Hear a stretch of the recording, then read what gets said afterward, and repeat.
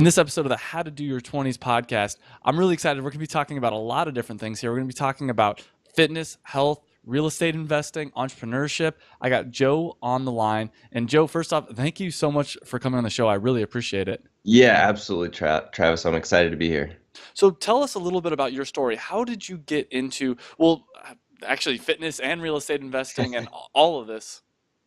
Yeah, so I got into fitness because I went to college and I didn't really know what to do, but I liked to work out a lot.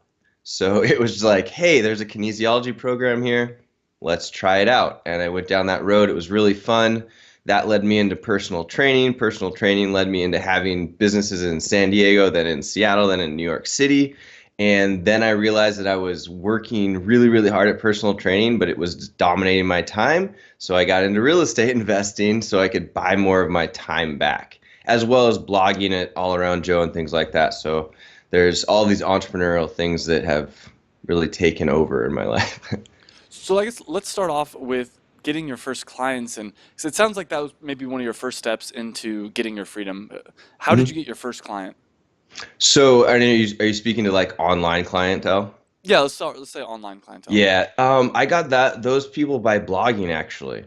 I just started writing and doing videos, and then that started picking up traction. And I would post them obviously on my social media and letting people know what I was doing. And you'd be surprised how many people are interested in what you're doing. They just don't necessarily know about it unless you talk about it. Right. Absolutely. And let's I guess how did you get that blog so big? Because I mean, it's one thing, everyone's got a blog. I feel like I've got a podcast, you've got a podcast, everyone, same Sure. thing with podcasts. How are you able to grow it? It's just been hustle. I wish that there was something special to say about it. And I've even talked to some guys that are doing way better at it than I am right now recently and asking them what their secrets are and looking for that magic thing that's like, how can I take my podcast, from 10,000 to 100,000 and whatnot. And they're just like, man, it's hustle. It's like every week, release something every week, never let it go. Just keep yourself grinding, and that's what's worked for me too. So let's talk about the grinding then. I mean, is it just releasing episodes or what else is part of the grind? Are you contacting other people? Are you guest posting, things like that? All of the above. I don't guest post quite as often as I probably should, just because, as we mentioned, I have all these other businesses that are going on, and it's hard to get time for that. But I really like doing stuff like this, where it's like interviewing other people or hopping on other people's podcasts, because it's more fun to do it that way rather than having to sit down and think about what you're going to write. Having this interaction is more fun and easy to put together, I think. I totally agree. Going on someone else's podcast takes an hour at most, where Sure. writing a blog post could take as long as you want Yeah, it to take. And I've tried to exactly. do that before too, where it's just spending hours editing, and I'm not the best writer. Where if you make a mistake in a conversation, it's like, whatever, who cares? Just Yeah, ignore it. exactly. Yeah. So talk a little bit. I mean, but before the call, we were obviously talking about your plans. But Mhm. for the audience, what are some of your plans as far as the real estate investing goes? Yeah, so the real estate investing, I've been doing it for quite a while now, but in the last couple of years, it's really evolved into having a team in place where my business partner and I do not have to be in Seattle to do the real estate. And that was something that we talked about from the very beginning, that, we're okay with putting in a bunch of hustle and hard work, but we know that we want to have people that we hire to be able to do those jobs on the ground for us. And we're getting to that point right now where the real estate business is able to run itself, and we're just looking at kind of like an overview of the processes, making sure that we're hiring the right people, that type of thing. So let's bring it back to the beginning. You said you've been in real estate for about 8 years. What was Yeah. the first real estate play you did? How'd you get the money for that? All that kind of details. So when I was in New York City, I was making pretty good money as a personal trainer. I was just working too much. It was like the 6 to 8 hour days where you're bouncing around and you have no time for yourself. You don't even really like working out yourself because you're teaching people how to work out all day long. Yeah. But I made good money doing that, and that gave me enough money to look into doing something else. But then when I got started in real estate, man, it was just a grind as well. Like, I didn't know any of the vocabulary. I remember like cold calling people because I wanted it so bad and not knowing what I was saying, stumbling over my words. But then, after a few months of that, it got easier. And now I can, talk pretty much with anybody about any real estate topic. And it just, it's like fitness or whatever. The first time you get into it, it's hard, but if you focus on your goal, you're going to get there.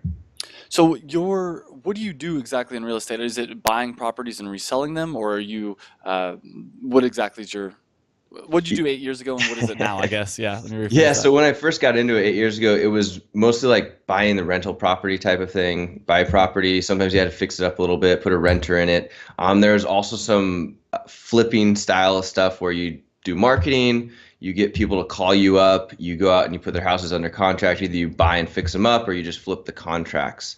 And then today it's evolved into pretty much because of what the market is, will depict what our strategy is. And in Seattle, it's an incredibly hot market. So we're flipping a lot of contracts right now, or we're doing very minimal rehabs where we actually buy the property, clean it up, and then put it back on the market to sell it. Really? Okay, so it's not like you're having to buy a place and rent it out for years and years. It's very much like a quick flip. Yeah, no, not in Seattle. The rental market here is hard to work with. So if we are buying money, or excuse me, buying properties, we're buying them in other areas of the country where the rental market is a little easier to do, meaning that like we can put less money into the property and get higher rent. Whereas Seattle, it's very high. It's a very high price market. Rents are also high, but you just can't buy as much here. So. That makes sense. If someone listening here, or for myself, wanted to start getting involved in real estate, because I know that's something I need to start investing in, where would you recommend starting? I'll just leave it open like that, actually. Yeah, so the way that I did it is I just started reading books like Rich Dad Poor Dad is a good one by Robert Kiyosaki. I started looking into educational programs. I'm personally a student of a company called the Fortune Builders. You can get in at all kinds of different price points as far as that goes. There's also great guys like Dean Graziosi who has cool books out there that you can read. Um, that's where I'd get started. And then you can start going to meetups, which is great now because there's so many meetups out there. I know I run a meetup personally just to get to know people. You can always do more deals in real estate and figure out more stuff by just going out and meeting good people. So you never know the type of opportunities you could find yourself in unless you put yourself in a room of people that are doing it.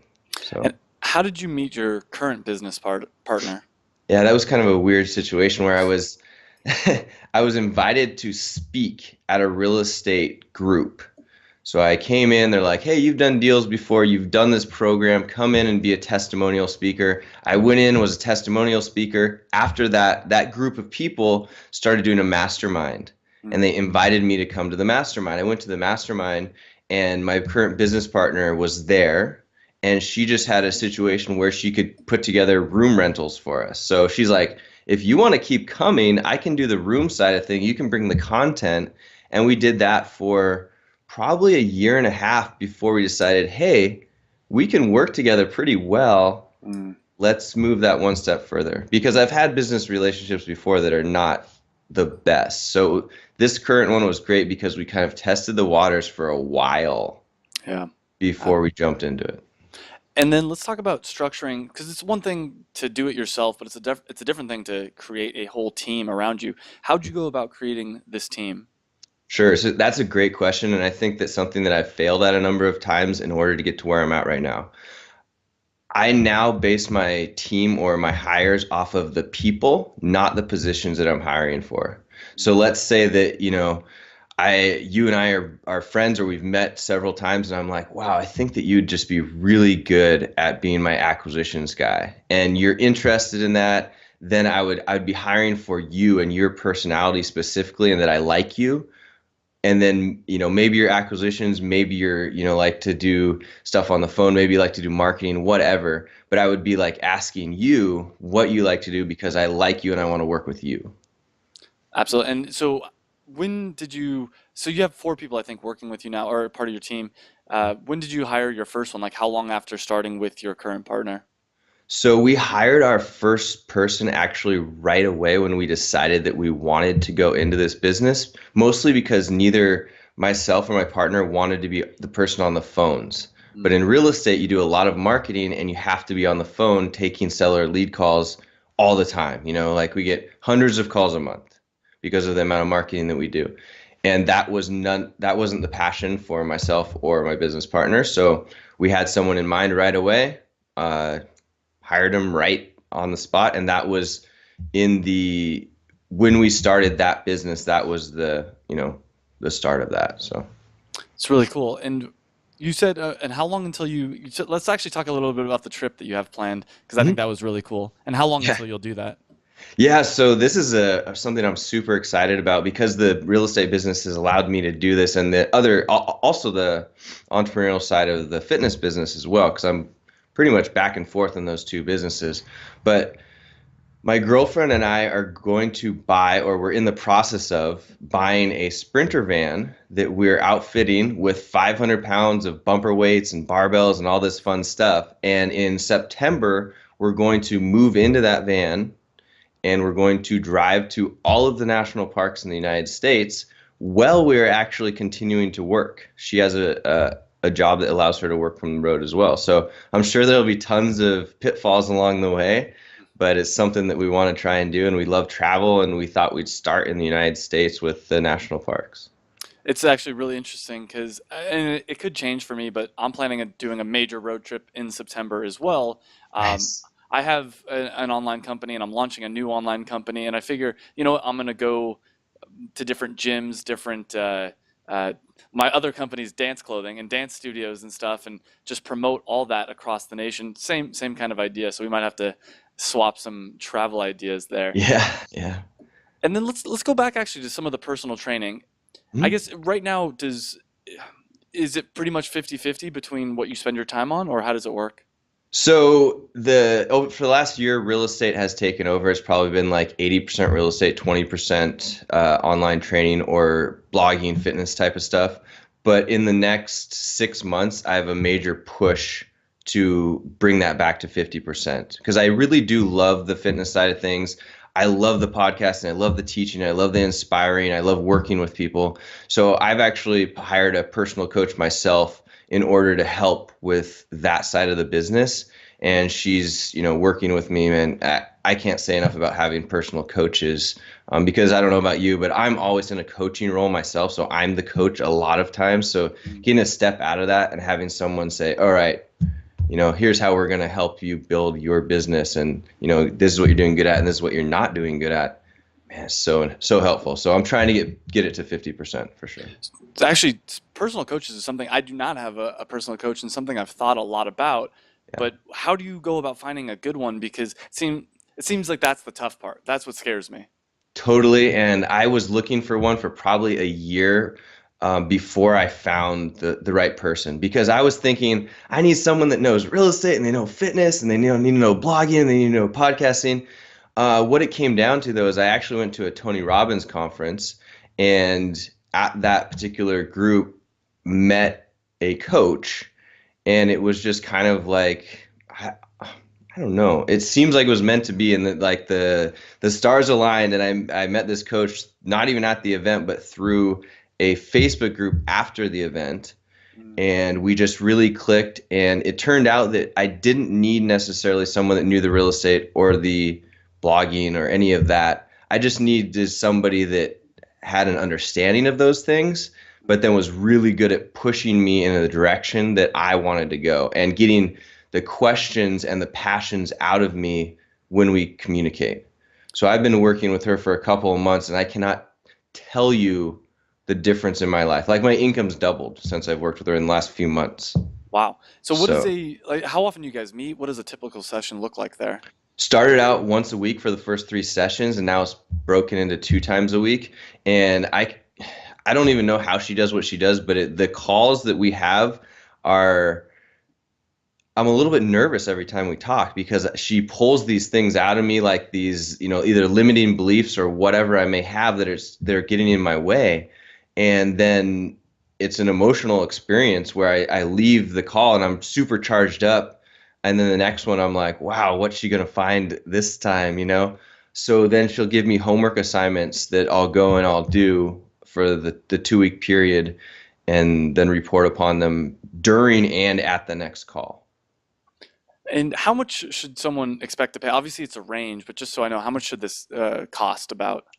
So To be honest with you, I didn't even look into whether or not I was getting a good deal. I just knew that I wanted to hire this specific person. Yeah.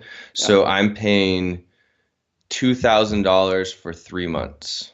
Okay. So that's not, assuming that, or since it's doubling your income, that's not a bad deal at all.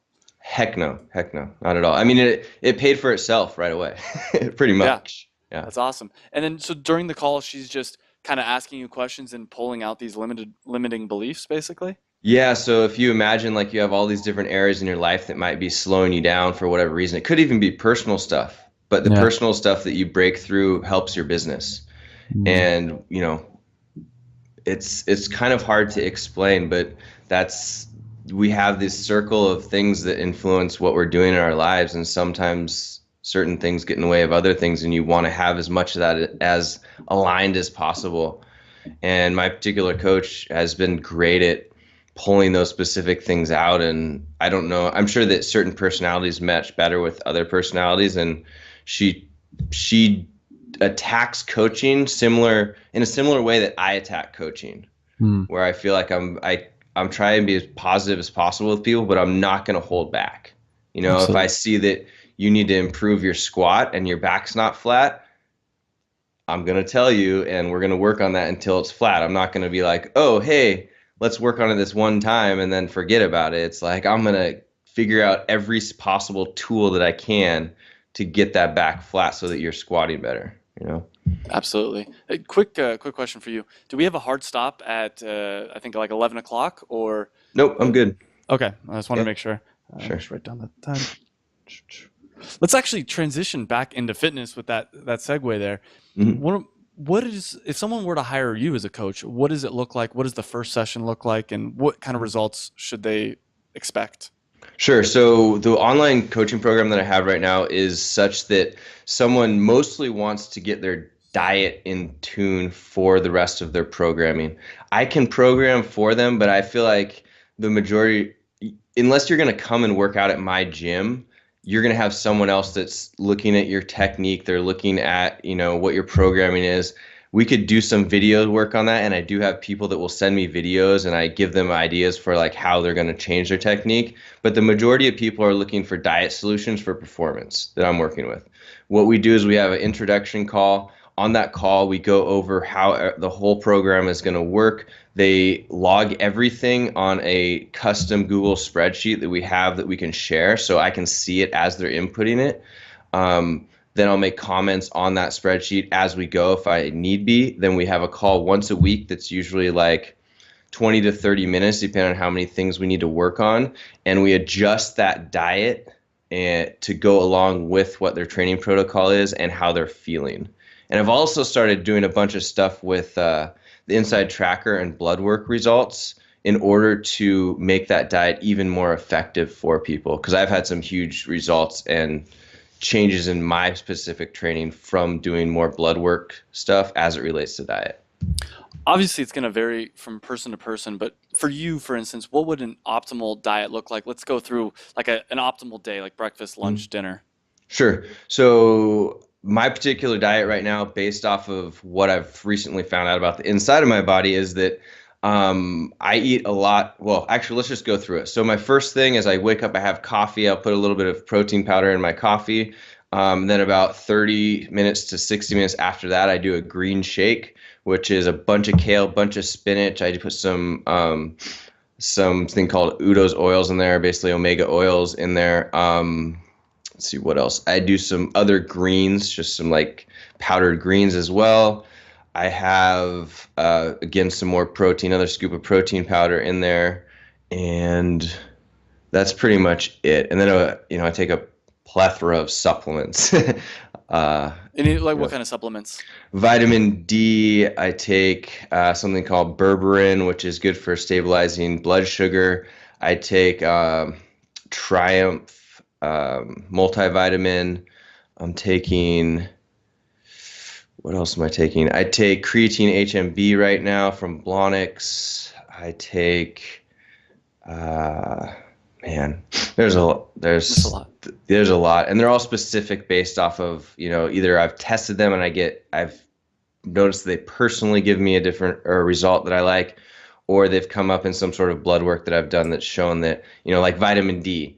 My last blood test showed that my vitamin D was low, and we live in Seattle, so like even though there's sun right now, it's not very common for it to be there. So, And but then, then yeah, go ahead. so then next meal is usually going to be right now, my girlfriend and I meal prep every week so that we have our meals set for the whole week. My next one right now is a chicken salad that has like chicken, spinach, sweet potatoes, and Brussels sprouts in it. Then after that, I'll do oatmeal usually, and the oatmeal could be either any kind of protein source with it or protein shake in the oatmeal. And oatmeal, wheat germ, blueberries, cinnamon. Do a lot of cinnamon as well as because it's good for blood sugar control.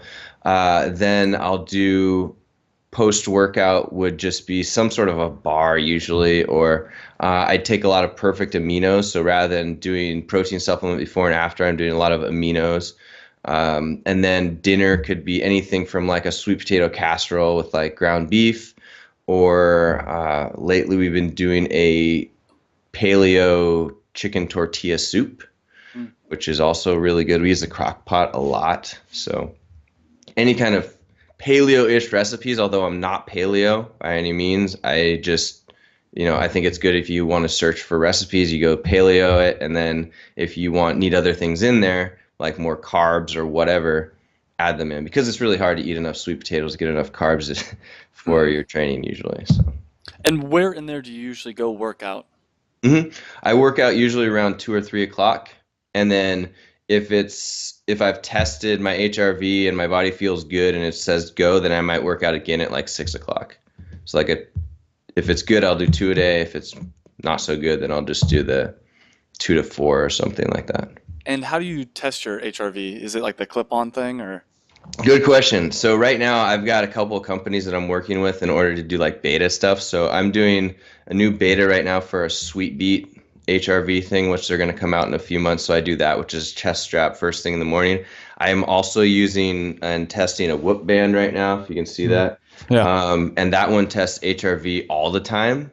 And they're claiming that it's more accurate because it's getting your HRV right in the middle of the night when you're in your deepest sleep.